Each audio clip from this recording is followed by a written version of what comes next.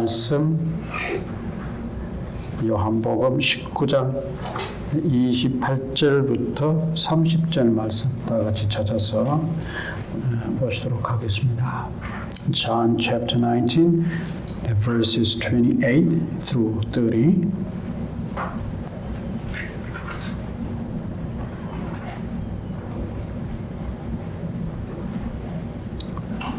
요한복음 19장 28절에서 30절 다 같이 뜻을 생각하시면서 합독하시겠습니다. 시작.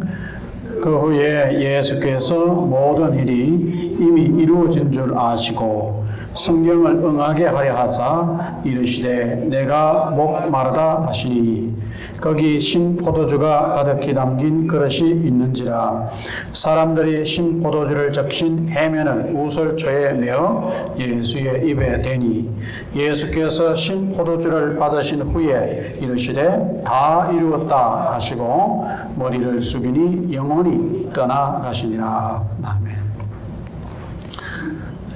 요즘 날씨를 보면은 이제 본격적으로 여름이 시작됐다고 하는 생각이 듭니다. 날씨도 더운데 옛날 예상하기로는 날씨가 더워지면 이 코로나 바이러스가 확산이 좀 진정이 될 것이라고 그렇게 예상을 했는데 전혀 날씨와는 관계없이 연일 우리 남부 쪽에 있는 몇몇 주에서는 확진자 기록이 거의 매일 경신되다시피 하고 있습니다. 굉장히 많은 숫자가 확진자로 좀 밝혀지고 있고 우리 옛날 한인 커뮤니티에서는 이렇게 확진자 얘기가 별로 나오지 않았는데 최근 들어서는 우리 한인 커뮤니티 안에서도 감염이 돼서 확진자가 발생했다. 그래서 굉장히 이제 조심스럽고 많이 우리가 마스크 착용도 의무화하고 굉장히 이제 조심하는 그런 상황입니다. 마스크를 착용하지 않으면 사업장에 들어갈 수도 없고 이런 주지사의 명령이 행정권이 이렇게 발동이 된 그런 상태인데 이럴 때일수록 생각하고 자꾸 이제 느끼는 것은 날씨도 덥고 또 날씨 자체만 해도 우리 건강을 잃기 쉬운 조건인데 이 코로나 사태로 인해서 우리 굉장히 조심스러워서 정말 우리 어떤 인간적인 노력을 통해서만 이게 되는 것이 아니라 하나님 우리에게 은혜를 베푸시고 하나님 우리를 불쌍히 여기셔서 하나님이 정말 붙잡아 주셔야 된다고 하는 사실을 늘 느끼게 되고 정말 어느 때보다도 하나님의 은혜를 많이 이제 갈망하는 그런 시기인 것 같습니다. 오늘 또 예수님의 죽으심 이 말씀을 통해서 여러분들이 예수님의 죽으심을 깊이 생각하시면서 오늘 말씀을 통해서 더 큰 은혜가 있기를 바라겠습니다. 오늘 예수님께서 죽으시기 바로 직전에 중요한 그런 말씀을 하셨습니다. 오늘 그 말씀을 중심으로 우리가 한번 좀 말씀을 나누어 보겠습니다. 물론 다른 복음서에서는 예수님께서 돌아가시기 전에 더 많은 말씀들을 하셨어요. 그래서 그것을 종합해서 우리가 흔히 하는 말로 가상칠언이다. 가상칠언이다. 예수님께서 십자가에 못 박히셔서 돌아가시기 전에 하셨던 7가지 말씀이다.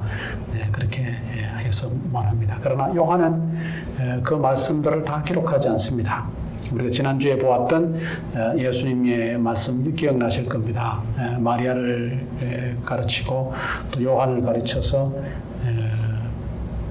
보소서 여자여 이렇게 쭉 말씀을 하시면서 당신의 아들이다 하면서 요한을 뭐라 그럴까요? 이제 자기가 십자가에서 돌아가신 뒤에 요한이 자기의 육신의 어머니인 마리아를 보살피는 그런 일로 말씀을 하셨던 것을 봅니다. 그리고 오늘 본문에서는 2가지를 말씀하지 않습니까?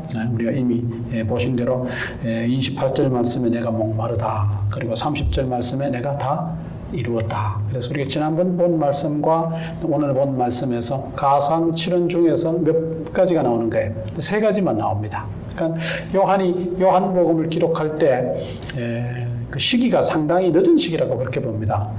요한복음을 기록할 때가 보통 한 주후 AD 한 90년경이라고 봅니다. 그러나 그 이전에 이미 다른 복음서는 기록이 됐어요.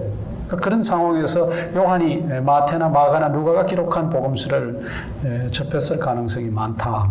그리고 그 내용들을 검토해보고 자기가 예수님을 쫓아다닐 때 기억될 그 많은 것들을 다시 재소환을 해서 이제 이 요한복음을 기록했다 그렇게 봅니다. 그러다 보니까 다른 복음서에 나와 있는 많은 사건들이 요한복음에서는 생략이 됐어요.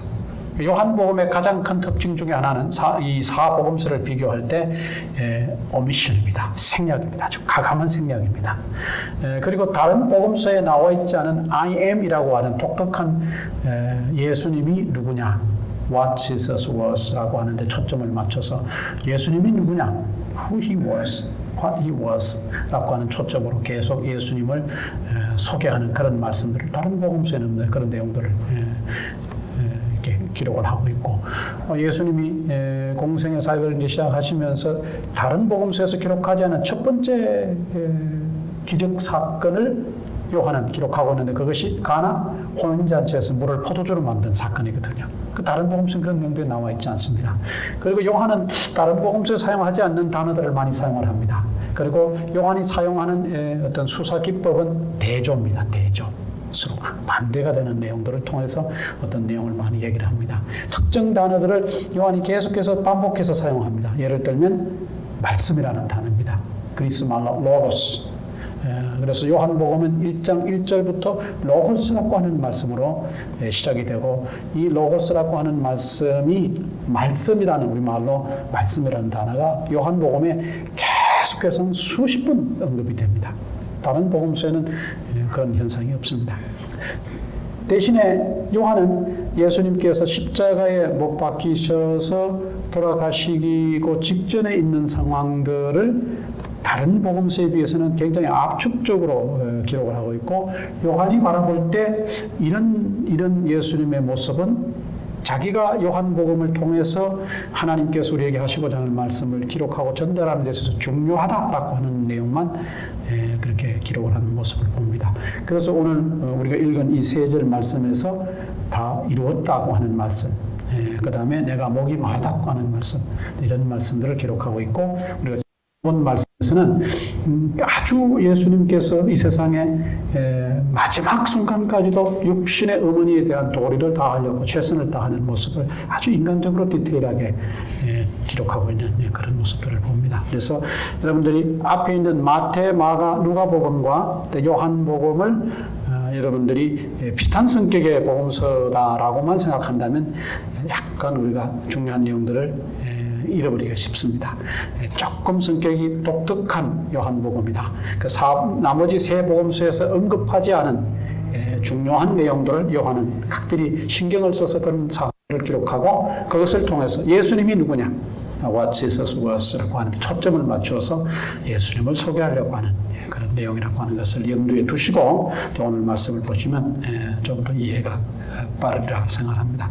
자, 오늘 이제 말씀으로 돌아가서 봅니다. 예수님께서 이제 십자가에 못이 박히셔서 운명하시기 전에 바로 그 직전에 하신 말씀입니다. 28절 말씀에 뭐라고 하시냐면 내가 목마르다 그랬습니다. I am thirsty라고 그렇게 말씀하셨습니다. 이 예수님께서 목이 마르다고 하신 이유는 우리가 인간적으로 상식적으로 생각할 때 쉽게 이해할 수 있는 그런 부분입니다. 로마 제국이 정복한 국가에서 죄인들을 사형에 처할 때 가장 잔혹한 방법으로 사형에 처했던 방법 중에 하나가 뭐냐면 십자가형이에요. 가장 잔혹한 방법입니다. 그 왜 그래 잔혹하나? 사실 십자가에 그냥 못이 박히는 그것만 가지고는 그렇게 잔혹하지가 않습니다. 그러면 뭐 때문에 이것이 잔혹하냐? 이 십자가에 못이 박힌 상태로 사람이 그냥 고통 없이 딱 죽어버리면은 덜 고통스럽잖아요, 쉽게 말하면. 그런데 어떻게 한다고요? 우리 몸에 가지고 있는 모든 액이 다 빠져나갈 때까지, 진액이 다 할 때까지, 다른 말로 말하면 서서히 고통 가운데 죽어가는 겁니다. 아주 잔혹하죠. 아주 여러분들 영화 같은 데도 보시면 그런 장면들이 있지 않습니까? 당신은 그렇게 쉽게 죽을 수가 없어. 그렇게 하면서 어떻게 한다고요? 서서히 고통 속에 죽어가야 돼. 그런 장면들이 나옵니다만은 그와 같은 모습입니다. 로마 제국이 이런 처형을 통해서 사람들로 하여금 뭐랄까요? 일벌백계의 교훈을 얻게 하도록 하는 것입니다. 너희들이 이런 죄를 짓게 되면 지금 십자가에서 고통 속에 죽어가는 저 사람처럼 너희도 처형될 것이다. 로마 제국의 법을 잘 따라야 된다고 하는 그런 어떤 교훈적 의미가 그 안에 들어있습니다. 제가 오늘 책에 보니까 십자가에 달려서 이 십자가형이 진행되는 경우에 오늘 예수님처럼 이렇게 빨리 돌아가시는 경우도 있지만은 어떤 경우에는 3일, 더 긴 경우에는 일주일까지도 이 십자가형의 집행이 계속된다는 겁니다. 그러니까 십자가에 못이 박혀서 3일 혹은 뭐 일주일 동안 어떻게 하는 거예요? 사람이 아무것도 먹지 못한 상태로 이 뜨거운 햇볕 아래서 밤에는 추운 기온에서 서서히 죽어가는 겁니다. 어떻게 생각하면 굉장히 무섭습니다. 그 로마 시대에 굉장히 유명한 문호가 우리가 흔히 하는 시세로 혹은 키케로라고 하는 사람인데 그 키케로가 그런 얘기를 했답니다. 로마 형벌 가운데 정말 십자가 형벌이야말로 가장 잔혹한 형벌이다 이렇게 말을 했다고 합니다.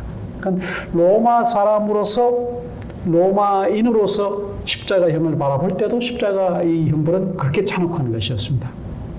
그러니까 십자가에 못이 박혀서 서서히 고통 속에 더운 날씨에 땀을 흘릴 것이고 탈진하게 될 것이고 그렇게 되면 당연히 찾아오는 첫 번째 현상은 뭡니까? 생리적 현상은 물을 요구하는 갈증일 것입니다. 그래서 예수님께서도 갈증이 난다. 내가 목이 마르다 라고 그렇게 말씀을 하셨습니다.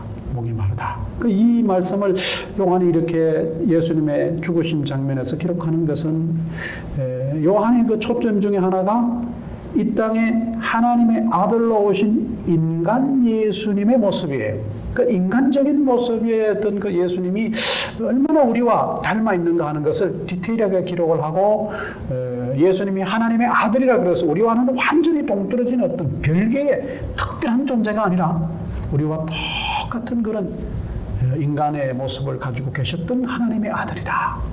이것을 강조하기 위해서 이런 인간적인 모습을 아주 빠짐없이 상세히 기록합니다. 우리가 보통 사람도 십자가에 못 박혀서 그런 고통 속에 있게 된다면 우리에게 찾아오는 첫 번째 생리현상이 뭐냐? 갈증이라는 겁니다. 똑같이 예수님도 어떠셨다는 거예요. 하나님의 아들 인간으로 오신 예수님 역시 십자가에 못이 박혔을 때 찾아온 생리적 첫 번째 요구사항은 뭐냐? 갈증이다. 물을 달라는 거죠. 쉽게 말하면 갈증이다. 그래서 이 사실을 통해 요한은 예수님은 지극히 우리와 같은 인간이셨다. 사실 요한이 이런 내용들을 상세히 기록한 이면에는 신학적 논쟁이 되는 것이긴 합니다만은 이미 사도 요한이 이 말씀을 기록할 당시에 초대교회에 많은 이단들이 사실 생기기 시작했습니다. 그 이단 중에 하나가 영지주의입니다. 영지주의. 영지주의라고 하는 그 이단은 아주 독특한 그런 이단인데 그 영지주의자들이 주장했던 것 중에 하나가 뭐냐 하면 이 물질적인 것은 다 악한 것이다. 물질은 악하고 영적인 것만 소중하다. 또 그렇게 된다면 예수님이 인간의 몸을 입고 있는 예수님의 인간 몸조차도 뭐한 거예요? 두려운 것이 되어버립니다. 이런 영지주의가 있었는가 하면 가현설이라 그래서 쉽게 말하면 예수님은 육신을 입고 이 땅에 오셨다고 하지만 그 예수님은 진정한 육신을 입은 존재가 아니라고 그렇게 생각했었어요. 쉽게 말하면 요즘 말로 하면 예수님은 도깨비에 불과한 것이다. 하나님의 아들, 그래 좋다. 하나님의 아들이 인간의 옷을 입고 왔다. 그래 그렇지만 진정한 인간은 아니다. 이런 얘기들이 한간에 떠들고 있었고 이런 얘기들을 듣고 이제 AD 한 90년경에 요한이 요한복음을 기록할 때 그의 마음속에 계속 생각됐던 것은 뭐냐? 하나님의 아들 인간 예수, 하나님의 아들 인간 예수님에 대한 것을 자기가 밝혀내야 되겠다 그런 얘기예요. 이해가시죠? 그래서 요한은 예수님을 기록할 때 예수님이 누구냐라고 하는 그 인격체로서 인간으로서 이 땅에 오신 그런 모습을 다른 복음서보다 더 많이 기록하는 거예요. 지난번에도 말씀을 드렸지만 나사로가 죽었을 때 절친 나사로가 죽었을 때 그를 살리시기 위해 가셨을 때 예수님이 그를 살리기 이전에 뭐 하셨다 그랬어요? Jesus wept. 예수님이 무신이라. 그 인간의 자기 아주 절친이 죽었을 때 애도하는 그런 인간적인 모습을 하나도 빠짐없이 담지도 않았지만 굉장히 중요한 의미를 담고 있지 않습니까? 예수께서 무신이라. 그런 말씀을 기억했다는 겁니다. 오늘 본문 말씀에서 예수님께서 십자가에 못이 박혀 계신 상태에서 그 갈증이 날 때 내가 목이 마르다라고 하는 것을 숨기지 않으셨어요. 그대로 요한은 기록을 했습니다. 첫 번째 요한이 의도하는 바는 뭐냐? 이 말씀을 통해서 예수님은 지극히 인간적인 그런 모습을 가지고 계셨다. 쉽게 말하면 예수님은 우리와 같은 인간이셨다. 하나님의 아들이시지만 인간의 몸을 입고 오신 그야말로 우리와 똑같은 존재였다고 하는 것을 강조하는 것입니다.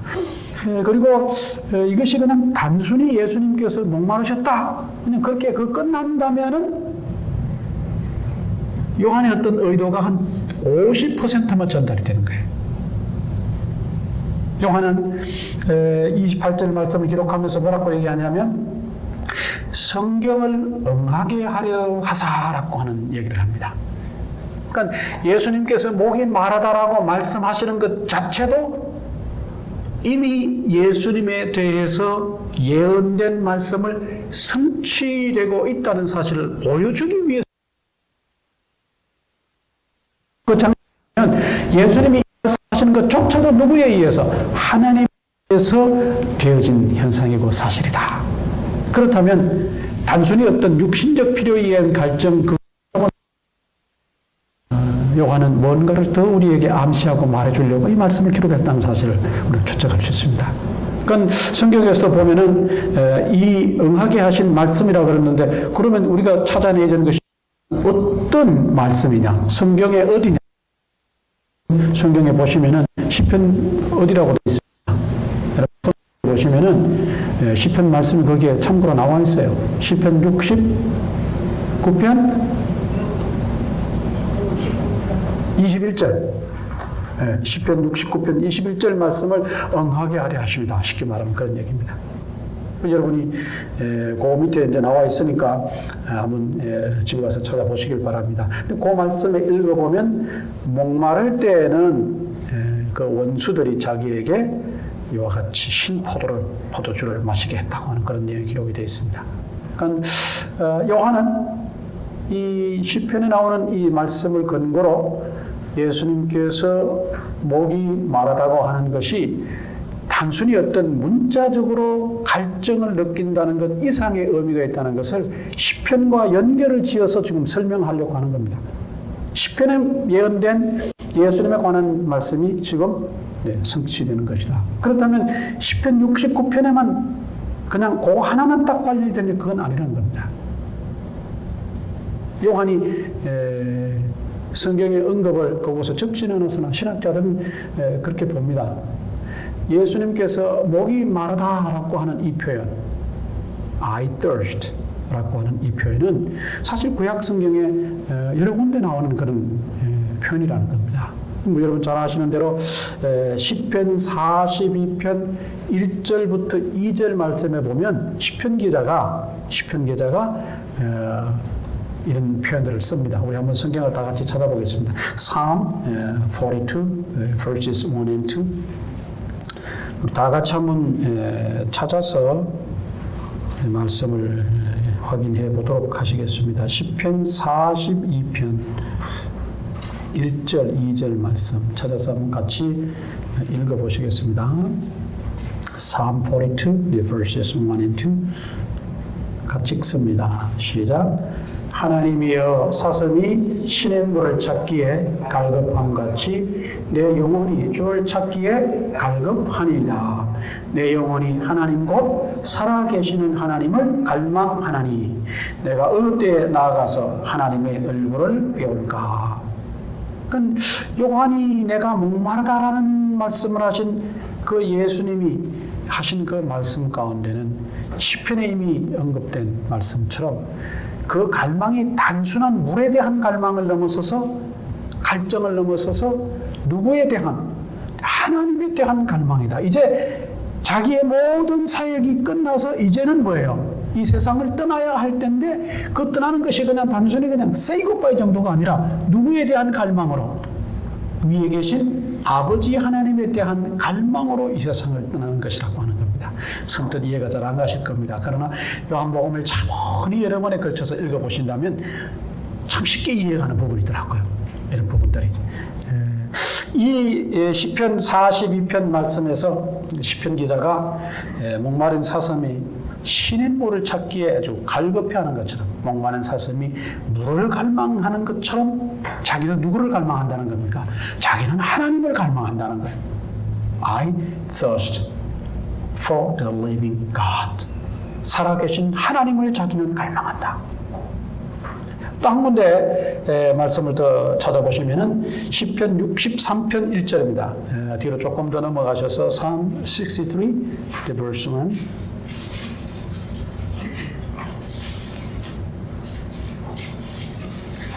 시편 63편 1절 말씀.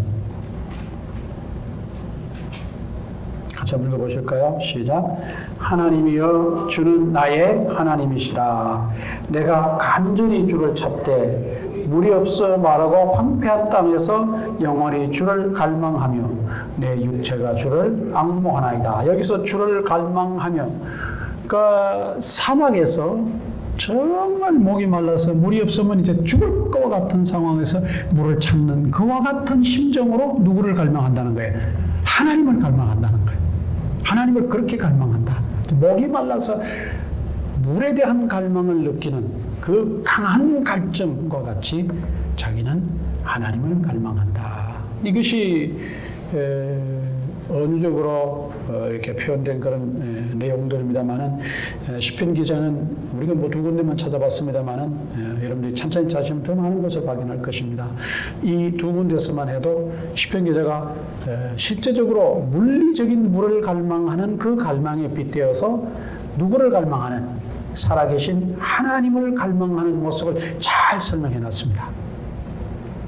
예수님이 십자가에 못 박히시는 사건과 관련해서 많이 인용된 구약의 말씀들은 사실 시편입니다. 물론 이사야서도 있습니다만은 시편이 많이 인용이 되었습니다.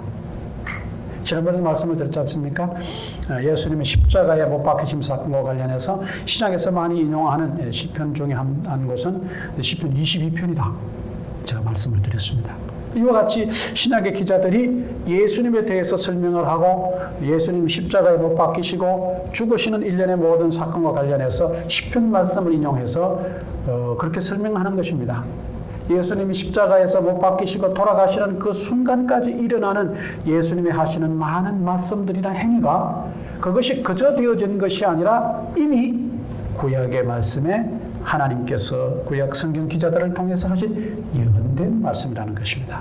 그 예언된 말씀을 통해서 일어나는 것이고, 예수님이 실제로 그렇게 하시는 모습은 구약 성경의 그런 모습들이 성취되는 것이다. 이렇게 얘기를 합니다. 요한도 똑같은 방법으로 예수님의 십자가에서 하시는 말씀들을 설명하고 있습니다.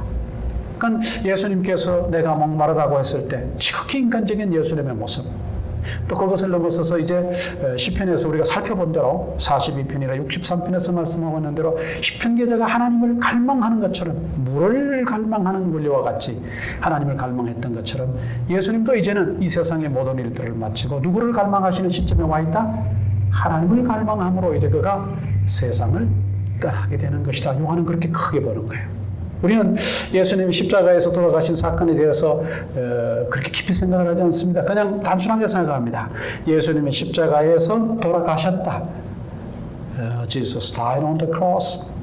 아주 심플한 아주 팩트에만 우리는 집중을 합니다. 그러나 그 사실이 발생하기까지 그 이면의 모든 내용들을 우리가 하나씩 찾아보고 성경에서 설명하고 있는 내용들을 보면은 예수님이 십자가에 못 박혀서 돌아가시기까지의 어떤 그런 여정 속에 하신 말씀이나 행하신 행동 가운데 우리가 예수님의 죽으심을 묵상할 소재가 많아요, 없어요?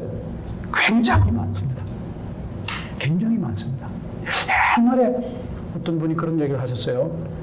고난주간을 맞이해서 예수님의 죽으심을 묵상하시기 바랍니다. 이런 얘기를 했었죠. 뭐 예수님의 죽으심을 묵상한다는 것이 그 당시에는 제 어떤 신앙의 수준에서는 잘 이해가 안 됐어요. 그러나 이제 자꾸 생각을 해보고 말씀을 보고 신앙이 자라가면서 예수님의 죽으심을 묵상한다는 것이 무슨 뜻인지 이제 좀 이해가 갑니다. 이래서 예수님의 죽으심을 뭐 해야 된다? 묵상해야 된다. 우리가 예수 믿고 살지만 예수님을 닮으려고 노력하지만 살아있는 예수님의 초점이 맞춰져 있어요. 죽으시는 예수님은 잘 생각해요, 안 해요? 잘 안 해요. 죽는다 그러면 전혀 모르게 우리는 좀 그림직하게 생각을 하고 부정적인 그런 커노테이션을 가진 뉘앙스를 가진 것으로 받아들이기 때문에 거기에는 은혜가 별로 없다고 생각합니다. 그러나 오늘 우리가 십자가 죽으심을 통해 요한이 우리에게 보여주고 있는 사실들을 바라볼 때 예수님의 십자가에서 죽으심이 우리에게는 뭐더라? 굉장히 큰 은혜가 되는 내용이더라. 요한이 이런 말씀을 통해서 우리에게 그렇게 묻는 것입니다. 너희가 예수님의 제자냐? 나와 같이 예수님을 좇는 제자냐? 그렇다면 인간적인 예수님을 바라보고 오늘 이 말씀을 통해서 예수님께서 그 고난의 마지막 순간에 at the last point of his suffering 정말 마지막 그 순간에 예수님이 하나님을 그렇게 갈망하는 모습을 통해서 너희는 무슨 생각을 하냐 그 말이에요. 고난과 고통의 정말 극에 달한 그 순간에서 우리는 누구를 갈망하고 우리는 무엇에 대한 갈증이 있느냐 그런 얘기입니다. 그렇죠? 우리는 고통과 고난이 길어질 때 예수님이 마지막 순간에 보이셨던 그 모습처럼 하나님에 대한 아주 극심한 하나님에 대한 지대한 그런 갈망이 있어요 없어요? 사실 없을 때가 많아요. 불평하고 불만하고 계속 이것의 반복입니다. 누구 때문에 그렇고 탓하고 계속 그것을 연속이고 반복입니다. 그러니까 그런 어떤 신앙의 단면에서 이제 올라서서 예수님의 죽으심을 묵상하고 십자가에 못 박히심을 묵상할 때 이런 걸 보라는 겁니다. 우리가 닮아야 될 예수님께서 그 고통의 마지막 극점에서 뭘 하셨느냐? 하나님을 갈망하더라는 거예요. 자기가 목마르다는 사실을 인정하고 하나님을 갈망했다. 너희는 뭘 갈망하고 무엇에 대한 갈증을 느끼냐? 살펴보는 겁니다. 큰 도전이 되는 말씀입니다. 두 번째, 이제 예수님께서 뭐라고 하시냐 하면은 다 이루었다고 하십니다. 다 이루었다. 그래서 우리가 다 이루었다라고 하는 이런 말씀을 볼 때 우리가 염두에 둬야 될 것은 다 이루었다 그러면은 이루다라는 말은 동사인데 다 이루었다, 이게 완료됐다는 것인데 무엇을 다 이루었느냐라고 우리는 질문해야 될 것입니다. 예수님께서 무엇을 다 이루셨길래 이와 같은 말씀을 하셨을까? 여러분, 예수님이 다 이루셨다고 했을 때 이 말씀은 뭐를 의미한다고 생각하십니까? 다 이루었다 그럴 때. 여러분들이 이런 말씀들을 읽을 때 단순히 예수님이 아까도 말씀드린 것처럼 예수님의 십자가에 죽으심 그런 사실만 그냥 우리가 짚고 넘어가면 이런 말씀을 통해서 주시는 은혜는 우리가 경험할 수 없습니다. 예수님께서 다 이루셨다라고 했을 때 분명히 예수님께서 이 요한복음에서 요한이 이런 예수님의 말씀을 기록했다면 그 근거가 어디인가는 있을 거라는 겁니다. 예수님이 다 이루셨는데 뭘 다 이루셨느냐? 그걸 우리가 찾아보셔야 됩니다. 이미 우리가 요한복음을 지금까지 처음부터 시작해서 왔기 때문에 우리가 기억은 나지 않으나 이미 우리가 그 말씀들을 보았을까요? 안 보았을까요? 다 보았어요. 한 번 더 다시 돌아가서 보겠습니다. 요한복음 17장 4절 말씀 한번 보실까요? John chapter 17 verse 4.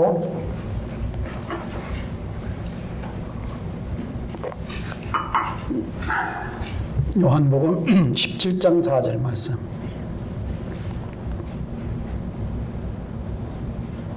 같이 한번 읽습니다. John 17, verse 4. 시작. 아버지께서 내게 하라고 주신 일을 내가 이루어 아버지를 이 세상에서 영화롭게 하였사오니 그랬습니다.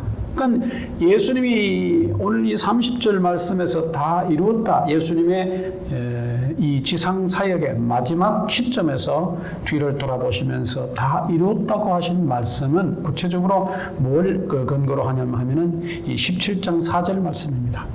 예수님께서 지금 17장 4절 말씀에서 이제 공생의 사역이 거의 끝나가는 시점에서 아버지 하나님에게 리포트 하시는 거예요. 뭐라고?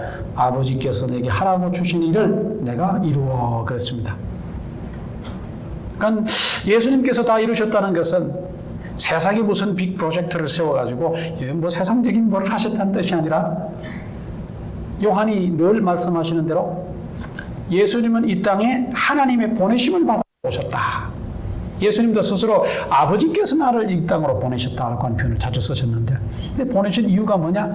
하나님이 예수님에게 이 땅에서 하실 일들을 주셔서 보내신 거예요. 그 일들을 하시도록 예수님을 이 땅에 보내셨다는 것입니다. 그건 굉장히 포괄적인 것이죠. 예수님께서 다 이루셨다는 것은 하나님이 예수님에게 하라고 하신 그 일들을 다 이루었다. 그 일 속에는 굉장히 많은 것들이 있지 않습니까? 구체적으로 말하면 예수님께서 공생의 사역 기간 동안에 하셨던 모든 일들이 결국은 누가 하라고 하신 일들이더라? 아버지가 예수님에게 이 땅에서 하라고 하신 일들이라 그 얘기입니다. 사람을 고치시고 가르치시고 귀신을 쫓아내는 그런 일들로부터 시작해서 이 땅에 하나님의 나라를 전파하시는 일련의 그 모든 일들, 그리고 더 나아가서는 십자가를 지고 고통 가운데 십자가에서 돌아가심으로 하나님께서 예수님을 통해서 사람들을 구원하시기 위해서 가지고 계셨던 메시지인 구속의 계획, Salvation Plan, Salvation Project, 그것을 이제 이루셨다는 겁니다. 만약에 예수님께서 이 순간에 십자가를 안 지신 상태에서 내가 다 이루었다 그러면 이 말은 논리적으로 맞는 말이에요? 틀리는 말이에요? 거의 98%는 맞지만 하나 가지가 안 이루어졌어요. 뭐가? 십자가를 지시는 일조차도 누가 명령하신 일이에요? 하나님이 명령하신 거거든요. 왜? 십자가를 지셔서 구약에 나온 대로 쳐다본 적 살리라고 하는 나무에 달리라고 하는 그 말씀을 하나님이 구원의 계획과 관련지어 예수님을 통해 이루시려고 했던 계획이시거든요. 그거를 남겨둔 상태가 되는 거예요. 그러니까 예수님께서 어째든지 뭐를 지셔야 되겠다고? 십자가를 지셔야 되겠다고 얘기를 하시는 거예요.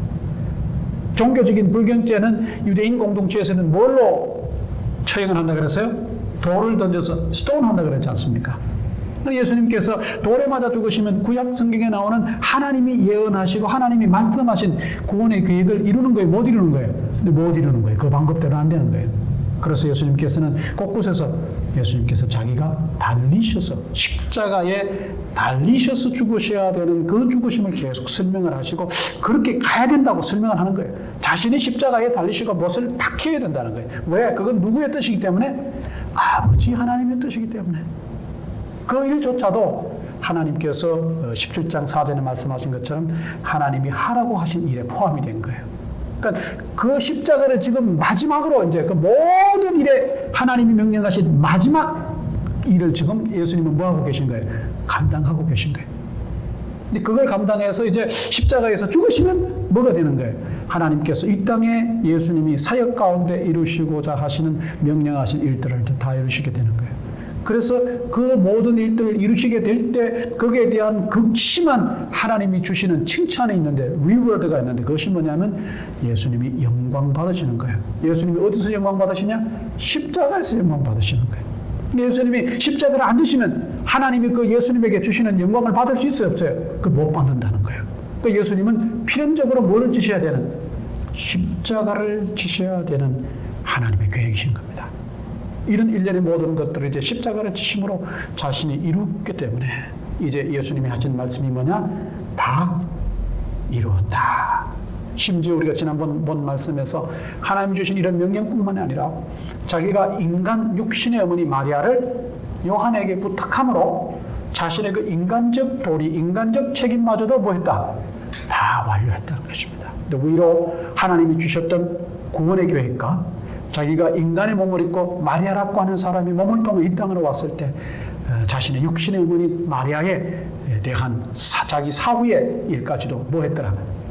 다 책임을 지고 그 모든 것들을 마무리했다는 것입니다. 그러니까 영적으로, 육적으로 그 모든 일을 이제 예수님은 다 어떻게 하셨더라?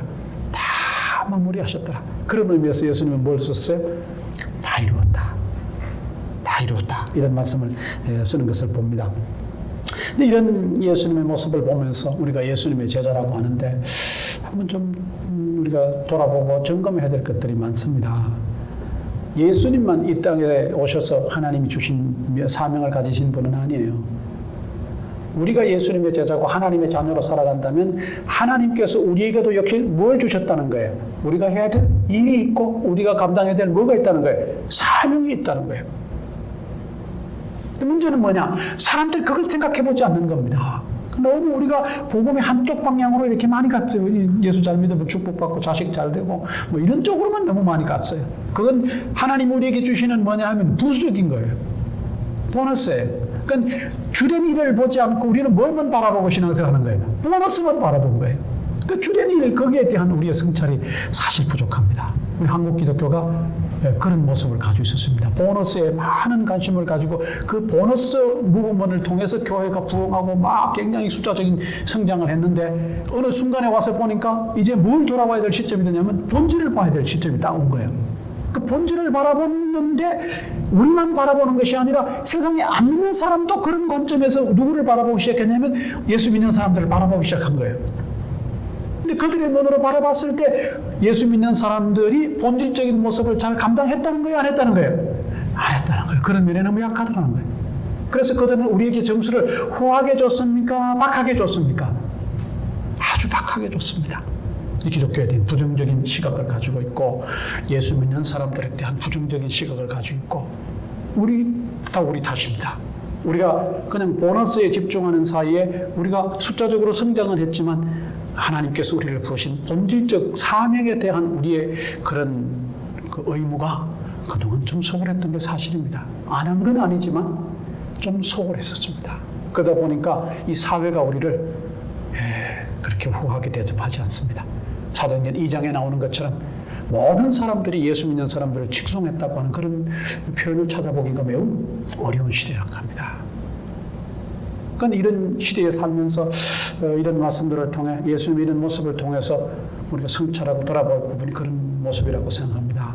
예수님은 이 땅에 하나님의 주신 명령을 수행하기 위해서 죽는 그 순간까지도 십자가를 지시며 최선을 다하셨는데 우리는 그런 예수님을 닮아가는 제자라고 하고 그 명령하시는 아버지 하나님의 자녀라고 스스로 얘기하고 고백하고 찬양을 통해서 우리가 고백하고 살면서 우리는 그런 일을 감당하는 일에 얼마나 최선을 다했느냐.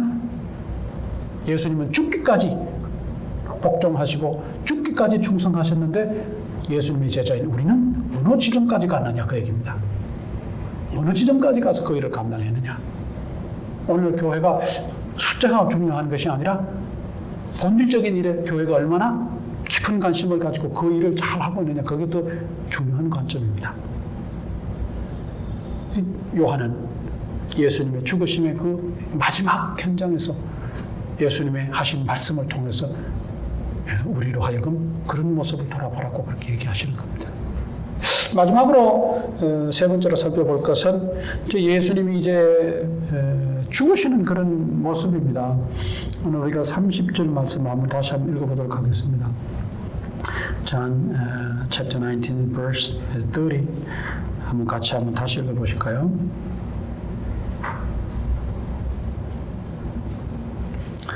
(30절) 말씀 시작. 예수께서 신 포도주를 받으신 후에 이르시되 다 이루었다 하시고 머리를 숙이니 영혼이 떠나가시니라. 우리 한국말로 번역된 성경을 읽을 때 원래 요한이 이 말씀을 기록한 의도를 잘 캐치하기가 매우 어려워요. 제가 설교를 준비하면서 어느 책을 보니까 그 신학자가 그런 얘기를 했습니다. 요한이 지금 이 말씀에서 사용한 단어를 주목하되 동사를 주목하라 그랬습니다. 영혼이 떠나가시다라고 하는 우리말로 표현된 그 말은 헬라어로는 파라디도미라고 하는 말인데 우리말로 하면 포기하다, 버리다 이런 뜻이거든요. 근데 이 말씀이 영혼이 그냥 훌쩍 떠나가는 거로 우리식으로 한글로 표현됐으나 사실은 그 원래 원어적 의미는 뭐냐 하면 예수님께서 자기의 영혼을 드리다, 자기의 영혼을 포기하다 이런 뜻이에요. 그게 원어적 의미로는 좀 다르죠. 그냥 영혼이 떠나가시다 그러면은 이 영혼이 떠나간다는 자체, 그 예수님이 죽으시는 그 순간 그 자체만 어떤 그 큰 의미를 못 지니는 그런 표현이 되고 맙니다. 그러나 이 단어를 주목하고 이 사실을 잘 살펴보면 여기에 깊은 의미가 또 들어있는 것을 발견합니다. 이 영혼이 떠나가시다라고 할 때 사용했던 이 단어는, 이 헬라어 단어는 70인역 성경, 여러분 잘 아시는 대로 이스라엘 백성이 이제 포로가 되면서 일부는 돌아오고 그 이후로 여러 지역으로 흩어져 살게 되는데, 이제 페르시아 제국 시대가 끝나고 헬라 제국 시대가 들어오면서 유대인 후손들이 자기들이 모국어인 히브리어를 잊어버리고 이제 그 새로운 문화의 언어인 헬라어에 익숙해지게 됩니다. 그러다 보니까 구약 성경이 하나님에 대한 내용을 기록하고 있는 구약 성경이 그들에게는 이제 읽을 수 없는 책이 되어버렸습니다. 그러니까 유대인 1세대로서는 굉장히 가슴 아픈 일입니다. 그래서 그들이 결단을 하게 됩니다. 헬라어권에 있는 헬라어를 읽고 유대 공용어인 아람어나 히브리어를 모르는 사람들을, 후손들에게 성경을 전하고 신앙을 전수하기 위해서 그들이 결심한 것이 뭐냐면 이스라엘 각 지파별로 사람들을 선출해서 여러분 잘 아시는 대로 이집트의 알렉산드리아라고 하는 항구 도시에 모이게 해서 성경을 나누어 주고 성경 각 부분 부분을 뭘로 번역하냐 하면 히브리어로 된 성경을 헬라어로 성경을 번역합니다. 근데 그들의 그 목적은 뭐냐? 히브리어를 모르는 후세들에게 하나님을 가르치고 신앙을 전수하기 위한 것이 목적이었습니다. 그래서 그들이 한 70여 명이 모여서 성경을 번역했는데, 그때 번역된 성경이 우리 흔히 하는 말로 70인역입니다. 그러니까 70여 명, 각 지파별로 몇 명씩 했는데 사실은 70명 이상입니다만은 그냥 숫자를 그냥 70이라고 하는 말로 맞춰놨습니다. 유대인들이 좋아하는 숫자입니다. 7의 10배수 숫자지 않습니까? 완벽한 숫자의 10배수면 얼마나 완벽한 숫자냐 이 말입니다. 그 의미를 담아놨습니다. 이 유대인들이 그 숫자의 의미를 담는 것이 아주 능숙하지 않습니까? 게메추리아라고 하는 그런 방법입니다. 근데 그것을 통해서 이 후손들이 이제 뭘 보게 하냐면 70인역 성경을 보게 해서 그들이 자기들처럼 이제 성경을 통해 하나님을 배워가게 하고 이스라엘 역사를 보게 하는 것입니다. 그때 그 70인역, 구약 성경이 70인역으로 번역될 때 오늘 요한이 사용했던 영혼이 떠나시니라고 하는 그 단어를 이사야서 53장 12절에 똑같은 단어를 사용했다고 그렇게 얘기를 합니다. 왜 똑같은 단어를 사용했을까? 여러분들이 어떤 마음속에 의문을 가지셔야 되는데, 그거 참 궁금한 이야기다, 신기하다. 그러면 여러분들이 하셔야 될 next step은 뭐 하는 거예요? 이사야서 53장을 빨리 펼쳐보시는 거예요. 자, 한번 이사야서 53장 가서 한번 말씀을 보십시다. Isaiah chapter 53 and verse 12.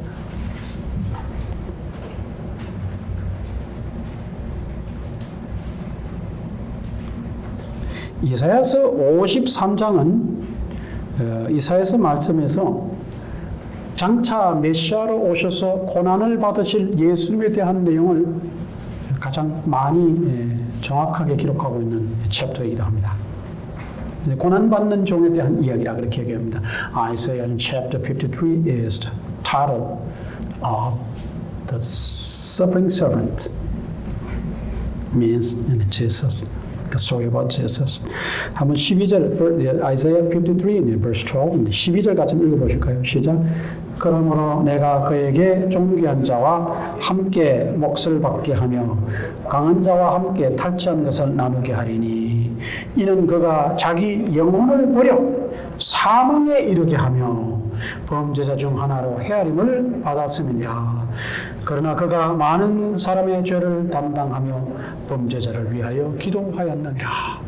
그러니까 이사야가 어떻게 그 수백 년 전에 오실 메시아 고난 받으시는 예수님에 대해서 이렇게 정확하게 기록할 수 있을까 할 정도로 아주 구체적인 기록입니다. 그 12절 말씀의 중간에 가서 보시면은 그가 자기의 영혼을 버려 사망에 이르게 하며라고 할 때 자기의 영혼을 버리다라고 하는 동사가 바로 뭐냐면 요한이 사용했던 파라디돔이라고 하는 그리스어입니다. 헬라어입니다. 똑같은 단어예요. 그러니까 이 단어가 히브리어로 된 구약 성경을 헬라어로 번역할 때 그 유대인 학자들이 이것이 가장 근접한 단어, 그 매치되는 단어다라고 선택한 단어가 파라디돔인데, 그 이사야가 예수님에 대해서 설명을 할 때 자기의 영혼을 버려 사망에 이르게 한다는, 자기의 영혼을 버린다고 하는 단어다. 요한은 바로 이 단어를 사용했습니다. 그러니까 오늘 본문으로 다시 돌아가서 머리를 숙이시는 그의 영혼이 떠나시니라고 하는 이런 나도 맨송맨송한 그런 우리 한국 번역이 아니라, 요한이 바라볼 때 예수님의 생명이 다하는 그 장면은, 그 모습은 다른 것이 아니라 예수님이 스스로 뭘 버리셨다는 거예요. 자기의 생명을 버리셨다는 그런 뜻이에요. 어떤 신학자는 이것을 그렇게도 번역을 했습니다. 예수님이 체포가 되셔서 이제 그 안나스에게 끌려갔다가 가야바에게 넘겨지고, 그 다음에 다시 빌라도에게 넘겨진다는, hand over 된다는 말과 똑같은 또 의미를 지니고 있다. 이것은 다른 말은, 그 다른 표현을 쓰면은 예수님께서 자기의 영혼을 넘겨드렸다고 하는 표현과 똑같은 의미다. 이사야 53장에 자기 영혼을 버린다고 하는, 기밥한다는 표현이나, 제가 말씀 hand over 한다고 하는 말과 일맥상통하는 말이다. 그러니까 예수님의 죽으심은 그냥 단순히 그냥 우리가 죽는 보통 사람들의 죽음과는 차이가 나는데, 그 차이는 뭐냐? 예수님은 스스로 죽으셨다 이 말입니다. 이해가십니까? 이거 어려운 얘기입니다. 성경에서 설명하고 있는 내용은 조금 좀 어려운 부분이 있긴 합니다. 이 부분이. 그러니까 예수님이 죽으시는데 그냥 너무 고통스러운 나머지 마지 못해서 견디다 못해서 그냥 예수님이 탁 죽으셨다, 그런 의미가 아니라, 예수님이 어느 시점이 되니까 자기의 목숨을 스스로 버리셨고, 구약 이사야서의 표현에 의하면 자기의 목숨을 누구에게 어떻게 하셨다는 거예요? hand over, 넘기셨다는 것입니다. 이게 우리 이것만 봐가지고는 잘 이해가 안 될 것입니다. 요한복음에 우리가 이미 보신 그 말씀 중에 보시면은 이해할 수 있는 말씀이, 근거가 되는 말씀이 있어요. 이게 뭐냐면 요한복음 10장 18절입니다. John chapter 10 verse 18, Jesus had kind of authority to lay it down, to take it back, to take it again 하고 그런 말씀이 나옵니다. 요한복음 다시 한번 넘어가서 보겠습니다. 요한복음 10장 18절 같이 한번 읽어보실까요? Verse 18 시작.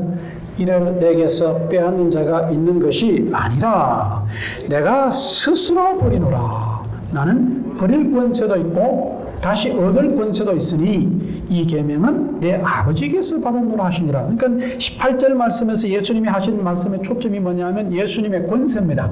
Jesus authority. 예수님은 누구에 의해서 강제적으로 강압적으로 하는 것이 아니라 스스로 무엇을 하실 수 있는 뭐가 있다는 거예요? 권세가 있다. 버릴 권세도 있고 다시 취하실 권세도 있다. 이 버리고 취하는 권세 속에 뭐도 포함이 되냐면 자신의 영혼을, 자신의 생명을 버릴 수 있는 부분도 포함됐다 이 말입니다. 오늘 되게 깊은 얘기를 나누고 있습니다.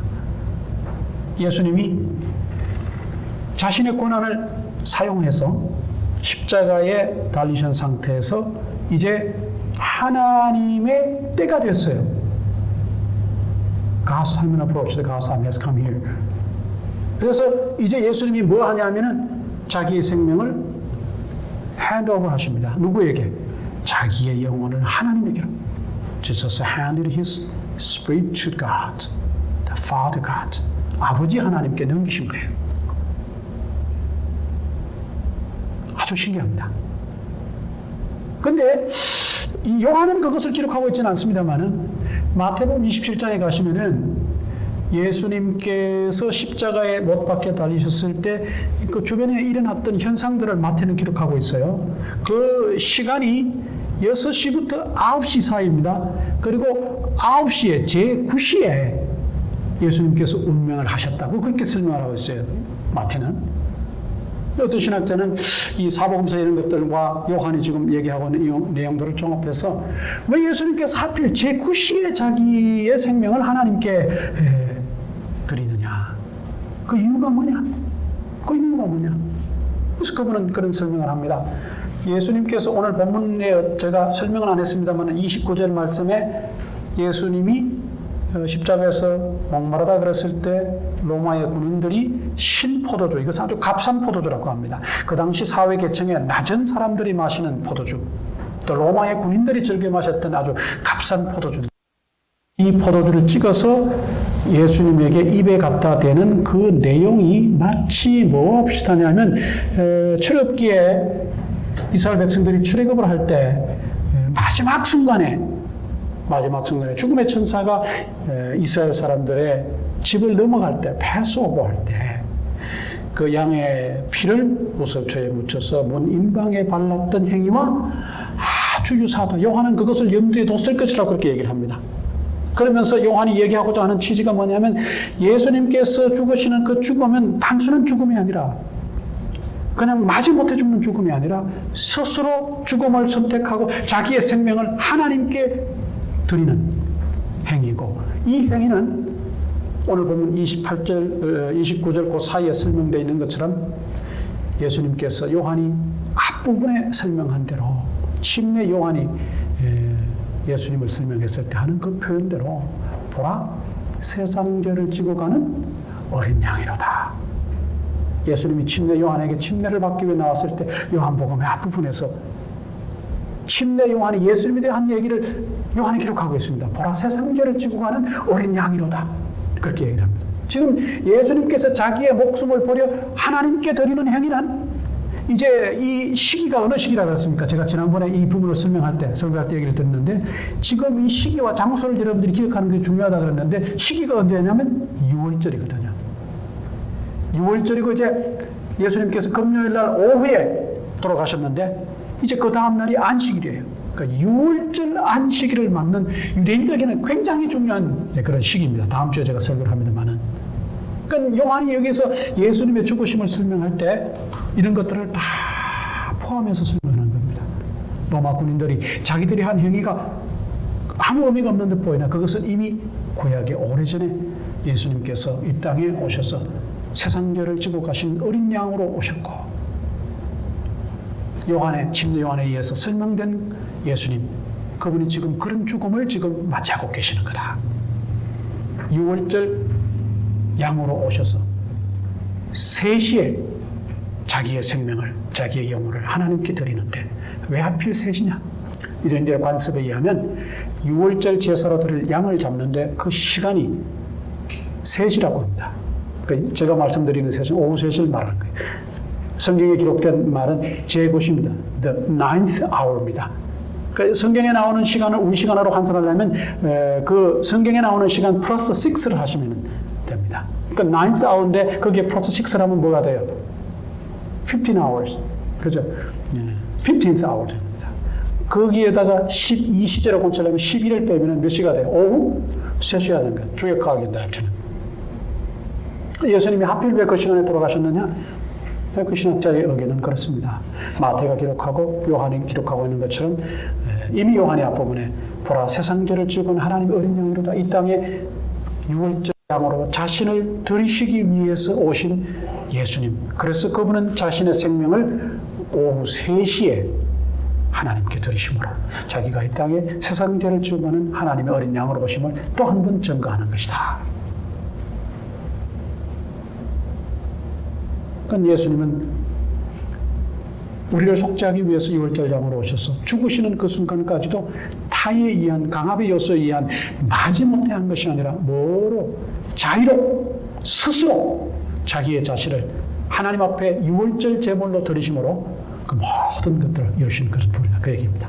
또 요한이 이런 깊은 의미가 요한복음의 깊은 의미가 오늘 본문 속에 들어있습니다. 여러분들이 예수님의 죽으심을 묵상한다고 할 때 이런 부분을 깊이 생각해 보신다면 예수님의 그 죽으심이 우리에게 얼마나 큰 은혜가 되고 도전이 되는 내용인지 모릅니다. 예수님은 마지막 순간까지 죽음을 선택하는 그 순간까지도 하나님께서 주신 사명을 감당하시고 그 사명의 핵심적인 내용은 우리와 같은 사람들을 뭐 하시기 위해서?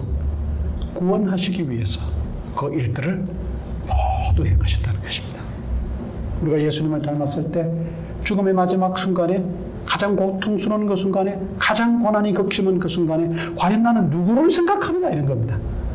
예수님은 하나님을 생각하고 자신의 죽음을 통해서 구원할 우리 인류를 생각하셨습니다. 그럼 여러분 생각해 보시길 바랍니다. 여러분들 고난이 힘들고 어려울 때 여러분들이 어떤 극심한 고통의 극점에 가 있을 때 또 여러분들이 무엇을 생각하고 누구를 생각하느냐 그리고 무엇을 하느냐 앞으로 이 상황이 얼마나 더 오래 갈지 아무도 예측할 수가 없습니다.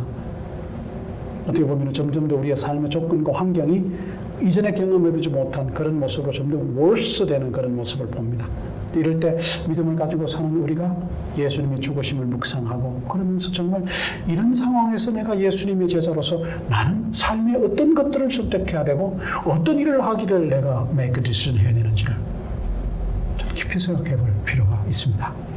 요한의 예수님의 죽으심 이외에도 더 많은 중요한 내용들이 여기 안에 들어있습니다. 여러분들이 한 주간 예수님의 죽으심을 묵상하시면서 오늘 말씀을 기억하시면서 어떻게 살아야 될 것인가? 예수님의 제자로 나는 무엇을 해야 될 것인가? 잘 깊이 성찰하시고 예수님처럼 사시는 여러분 되시기를 주님의 이름으로 축원합니다. 기도합니다. 하나님 아버지 오늘도 예수님의 죽으심을 통해서 그 말씀을 함께 나누고 많은 내용들을 우리 같이 함께 살펴보았습니다. 이 말씀들을 통해 우리의 삶을 성찰하고 지금까지 살아온 우리의 삶을 돌아보고 앞으로 내가 어떻게 살아야 될 것인가 하는 것을 깊이 고민하고 기도하고 성령님의 인도하심을 받기를 소망하는 그리고 그 말씀대로 살기를 열망하는 우리 모든 식구들 될 수 있도록 주님이 도와주시기를 원합니다. 예수님의 이름으로 기도합니다. 아멘. 하나님 아버지 오늘도 귀한 말씀을 통해서 우리의 삶을 성찰하고 또 돌아봅니다. 이번 한 주간도 말씀을 깊이 묵상하시고 하게 하시고 예수님의 죽으심을 깊이 우리가 묵상하며 성찰하는 가운데 우리의 삶을 돌아볼 수 있는 시간들 되게 하여 주시기를 원합니다.